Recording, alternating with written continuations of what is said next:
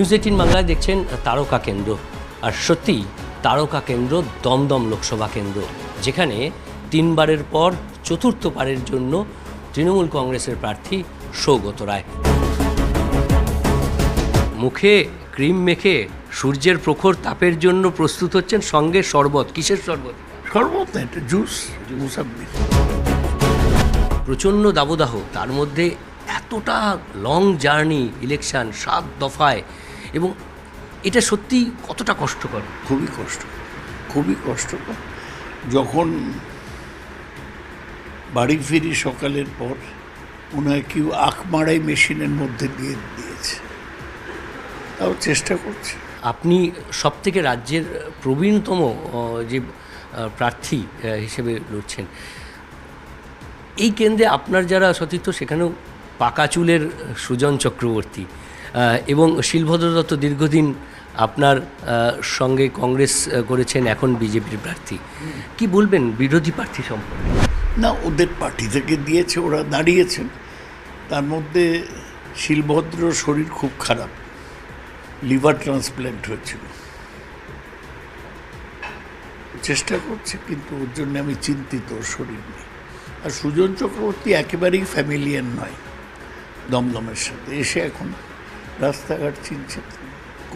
গতবার 38,000 ভোটে হেরে গিয়েছিল বিধানসভায়, আশা করি এবার ভালো করবে। 80 বছরের যুবক বলা যায় সৌগত রায়, কিছু করার তাড়না, দমদম লোকসভা কেন্দ্রের মানুষের জন্য করার তাড়না, আর সেই প্রচারেই এবার তিনি বেরোবেন এবং আমরাও সঙ্গে থাকব, দেখতে থাকবো তার প্রচার সারাদিন।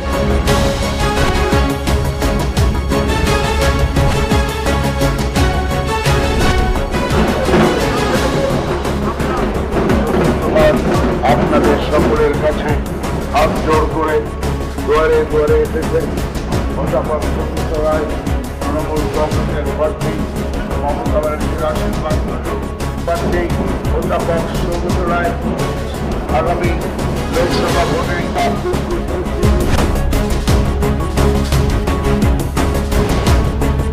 প্রচারের শুরুতেই মন্দিরে এসে পুজো দিলেন, কি প্রার্থনা করলেন দেবতার কাছে? সবাই ভালো থাকুক, এই তো। বিরোধীদের জন্য ওরাও ভালো থাকুক। মুখ্যমন্ত্রী মমতা বন্দ্যোপাধ্যায়ের মিছিলে যেভাবে দার্জিলিংয়ে কাতারে কাতারে মানুষের দেখা যাচ্ছে, আজকে আমাদের 3 নম্বর ওয়ার্ডে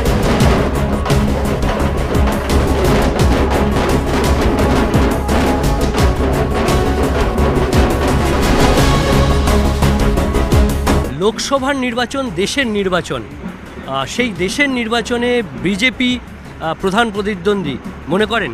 হ্যাঁ, নিশ্চয়ই। ওরা তো সরকারে আছে, শাসনে আছে, ওদের বিরুদ্ধেই আমরা লড়ছি। তবু দমদমে এবার নাকি ত্রিমুখী লড়াই। সে তো আমি জানি না, বিজেপি আর সিপিএম ঠিক করুক যে ওরা কে এগিয়ে আছে। আমি উভয়েরই বিরুদ্ধে। সৌগত রায় 3বারের সাংসদ, এবারেও নির্বাচন এসছেন। এক্ষুনি একজন আপনার প্রায় সমবয়সী একজন আপনাকে পরামর্শ দিচ্ছেন টুপি পরতে।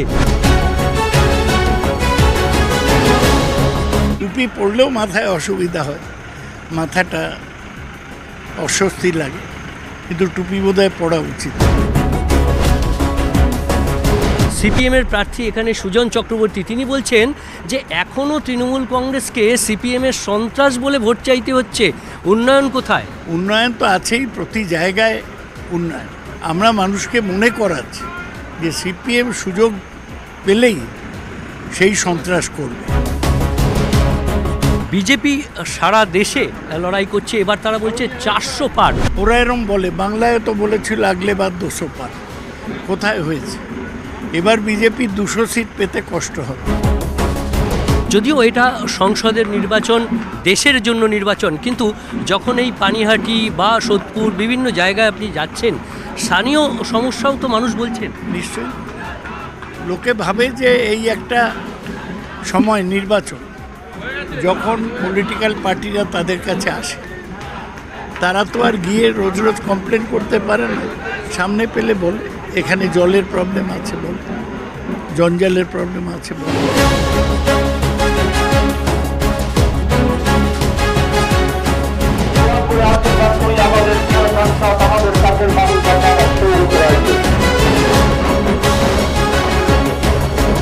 সকাল থেকে প্রচার এবং প্রচারের ফাঁকেই একেবারে বসে পড়েছেন প্রাতরাশ বলা যায়। এটা এখানকার কাউন্সিলর আর প্রবীণ ভট্টাচার্য আয়োজন কর্মীদের জন্য, ওরা রোদে এলে আমি একটু খাচ্ছি। আপনি সকালে জুস দিয়ে যাত্রা শুরু করেছেন, এখানে একটু ফলাহার। গরমে এই শসা তরমুজটা অনেকটা উপকারী। সবসময় তো বাড়িতে থাকে না, এরা ব্যবস্থা করেছে, তাই আনন্দের সঙ্গে খাচ্ছে।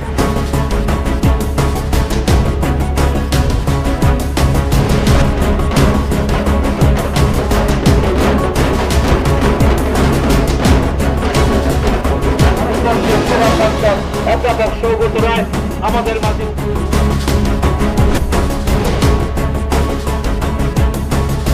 সকাল থেকে প্রচার, আবার মধ্যাহ্নভোজের বিরতি, তারপর আবার প্রচার। আর এই প্রচারের ফাঁকেই অধ্যাপক সৌগত রায় তার মধ্যাহ্নভোজ করছেন একেবারে সাদা মাটা মাছের ঝোল, ডাল, পাঁপড়, বেগুন ভাজা, লম্বা ডাটির বেগুন ভাজা। এটা কি প্রিয়?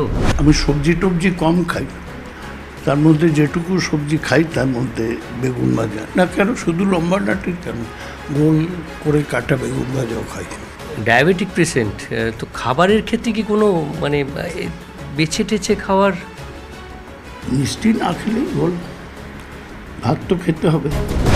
মাছের ক্ষেত্রে দেখছি একদম যে রুই পোনা বা এই ধরনের, মানে কোনো ছোট মাছ বা অন্য কোনো মাছের না, মাছ এমনি আমি খাই না, এই সময় খাচ্ছি। আমি চিকেন বা মাটন পছন্দ করি, কিন্তু মাছ খাচ্ছি। মাছ সাধারণত রুই বা কাতলা খাই, আর ভালো মাছের মধ্যে ইলিশ, পাবদা, পার্শে। খাদ্যরসিক সৌগত রায় তার খাবারের পছন্দের তালিকায় মাটন থেকে শুরু করে অনেক কিছুই ছিল, মিষ্টি তো অবশ্যই, কিন্তু সেখানে কার্যত ব্রেক লেগেছে, কারণ এখন ইনসুলিন নিতে হয়, ডায়াবেটিস বেড়ে যাচ্ছে এবং প্রচার। আর তাই এই নির্বাচনী প্রচারের সময় একটু সহজ পাচ্ছ, কিন্তু ভাত পছন্দ, এখনও দুবেলাই ভাত পছন্দ অধ্যাপক সৌগত রায়।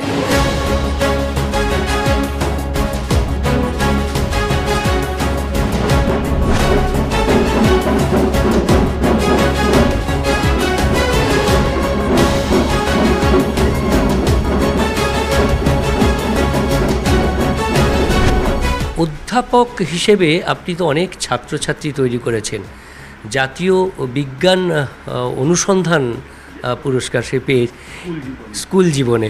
তা কাজে এই অনুসন্ধান এবং এই ছাত্রছাত্রী তৈরি করা, রাজনীতিতে এখন আপনি একদম প্রবীণ। যারা নতুন উঠে আসছে, একঝাঁক নতুন, শুধুমাত্র তৃণমূল কংগ্রেস নয়, বাম এবং বিজেপিতেও নতুন যারা আসছেন, প্রতিভার ক্ষেত্রে এরকম প্রতিভাবান রাজনীতিবিদ আসছেন কি? ভালো ছাত্ররা কোথায় রাজনীতিতে আসছে না, আমি খুঁজে পাচ্ছি না।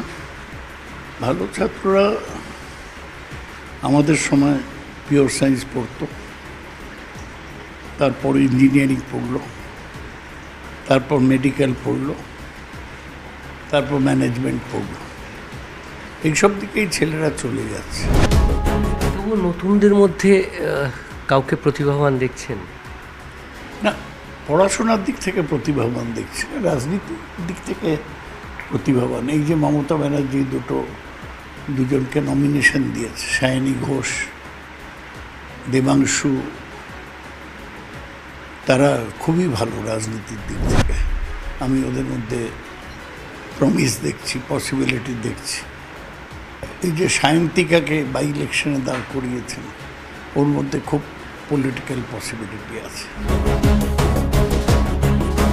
৭৭ সালে প্রথম সাংসদ, প্রথম জয়, মন্ত্রিসভায় সেই কবে থেকে রয়েছেন সেই পেট্রোলিয়াম মন্ত্রী থেকে, কিন্তু প্রথম জিতি, ৭৯-তে অল্প দিনের জন্যে কেন্দ্রীয় মন্ত্রিসভায় ছিলাম, তারপর তো পার্লামেন্ট ভেঙে গেল, তারপর আবার মন্ত্রিসভায় এসেছিলাম ২০০৯, ৩ বছর ছিলাম।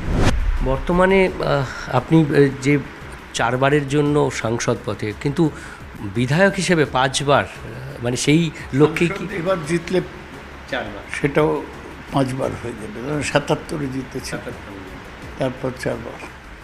তার মানে বিধায়ক 5 বার এবং সাংসদের পথেও 5 বার। 5 বার হওয়ার চেষ্টা করছি। এবারে আপনার এই সাংসদ হওয়ার পথে যারা আপনার প্রতিদ্বন্দ্বী, সুজন চক্রবর্তী, সুজনবাবুর অনেক কথাই অনেকে বলেন, কিন্তু আপনি ভালো দিক কিছু আছে সুজন চক্রবর্তী? তো বোধহয় ফার্মাকোলজিতে পিএইচডি, পার্টিটা দীর্ঘদিন করছে, ওর পুরো শ্বশুরবাড়ি হচ্ছে সিপিএম, তারা ওকে খুব ওঠায় সাহায্য করেছে। কিন্তু সুজনের ইলেকশনে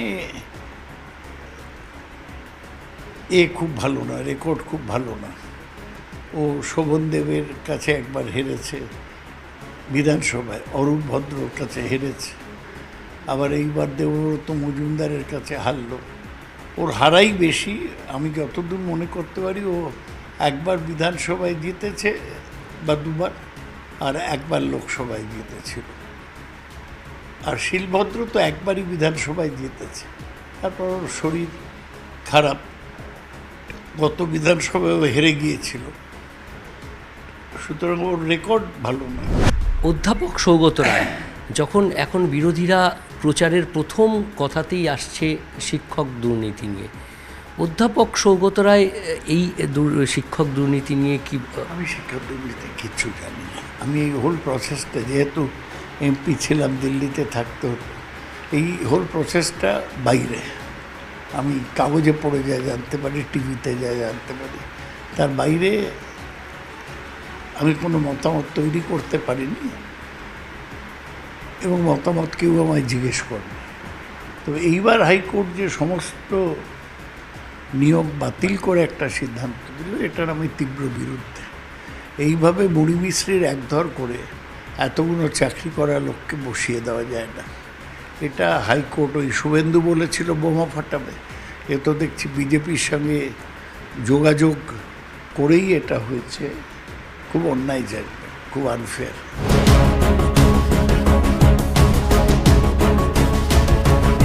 বাংলাকে কতটা মিস করেন বাইরে গেলে? ভীষণ। আমি একেবারেই শান্তিপ্রিয় ভেত বাঙালি, মনে প্রাণে বাঙালি, একদম ভেতো বাঙালি বলে নিজেকে পরিচয় দিতে পারেন।